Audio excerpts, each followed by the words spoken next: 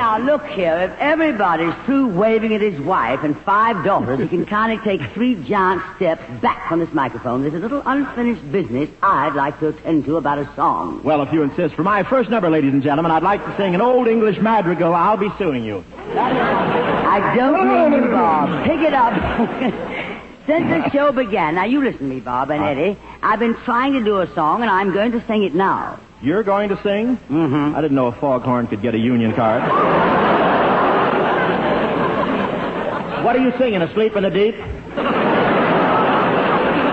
No, it's Give My Regards to Broadway. The first week when I sang it, there were some letters complaining that I was off key. Oh, don't mind them. I wrote them in a fit of temper. Well, then last week, that adorable, ridiculous Groucho Marx ad-libbed so much we didn't have time to finish the song. Now, I want you to listen to me, Bob, and I want your frank and candid opinion. Okay, I'll go stand by that open window. If I'm lucky, I may fall out.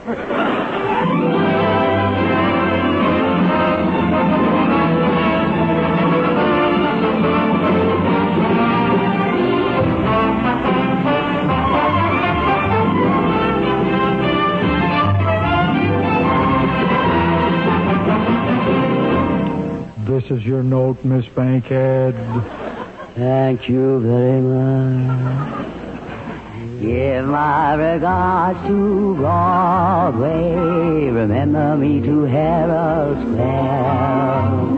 Tell all the gang at 42nd Street that I will soon be there. Whisper of how I'm yearning to mingle with the old-time song.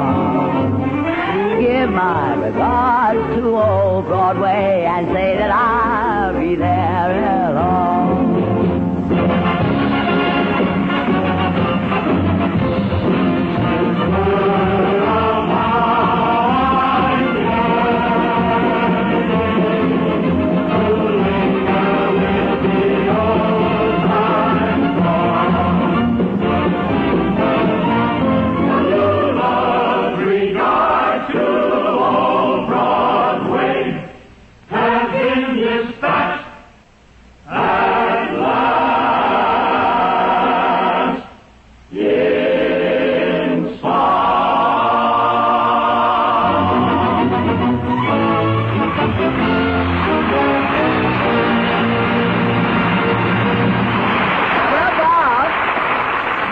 What do you think, darling? You've just heard Miss Tallulah Bankhead in a beautiful rendition of Give My Regards to 7th Avenue.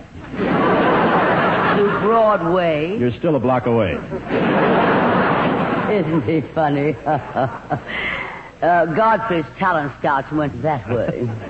Hey, that joke's bad enough to be on television.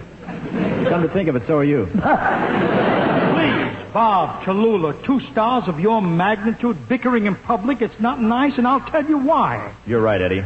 I'm sorry, Tallulah. I apologize. Because I've been in show business 40 years. Oh, no, Bob. You're not going to get the audience on your side by being big about it and apologizing. I'm as big as you are.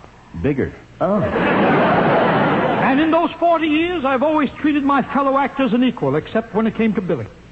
But don't worry, Miss Bankhead. I don't mind apologizing. I can take it. I have broad shoulders. Darling, you're padding your parts. Look who's talking about padding.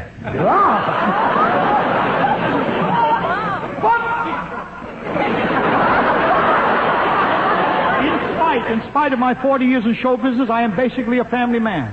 I remember when my first daughter was born. Bob, I liked you much better when you wore a mustache and called yourself Jerry Colonna. Well, no offense meant, of course. I liked you much better than All About Eve. Offense meant, of course.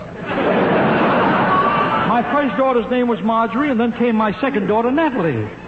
Bob, if you're referring to Bette Davis, I happen to be one of her fondest admirers. I see all her pictures time and again. How else can you learn? The next year came Edna. Robert, that was a cruel, cruel thing to say. I've been acclaimed in the theater for my portrayals of brittle, ruthless women. There is Tallulah Bankhead, the actress, but there is another Tallulah Bankhead, the woman, and you have hurt her deeply. Oh, now, wait a minute. I was only... Oh, no, Bob, don't say it. There's nothing you can say. The wound was too deep, and I shall carry the scar forever. Oh. Gee, kid, I'm sorry I said it. You know, I think you're one of the great actresses of our time. Yeah, quite a performance, wasn't it? Let Bette Davis top that. I'm the original. She came after me by 1 year. That was an ad-lib. And then came Marilyn. Say, that was a great performance, Tallulah. You really booby-trapped me with that little tearjerker. You know, I'm thinking of doing a picture, and I'd love to have you for my leading lady. Oh, you're joking. I've been trying to, but your writers got here before mine. I'm serious now. There's a wonderful dramatic part in this picture for you, Tallulah. I play the part of Pete Johnson, and you're my wife, and you decide to leave me, and you try to take our dog and her litter of puppies with you. But I won't give them up. And that's where you have a very dramatic speech, where you try to make Pete give you the dog and the puppies. Show me how you deliver that speech. All right, darling. Peter, give me the litter. Oh, what am I saying? I could do a little tricking myself, you know. The next year, I went on the road. This is silly of you to try to start a feud between Betty and me. If the truth were known, do you know that we're the best of friends, Bette Davis and I? I know, Tallulah. I saw Bette before I left Hollywood, and she told me that when I got to New York, I should call you. Really, darling? But I can't tell you what. And then came Janet. Oh. Bob, I don't believe that. Betty and I have always been very frank with each other. There's nothing I'd say behind her back that I wouldn't say to her face. Either one of them. And then came Prohibition. Oh, Eddie, we've neglected you. What have you been saying, darling? I've been in show business. I've been in show business. Give me his pages. I've been in show business 40 years. Well, this is where I came in. So long, Tallulah. No, wait, Bob. No, wait. The show isn't over. We've had a most charming little chat, and I'd like to talk to you some more before you leave, huh? Okay, I'll go up to the dressing room and wash off the blood. I'll have a rub down and a massage. Will you join me? See you later, Bob.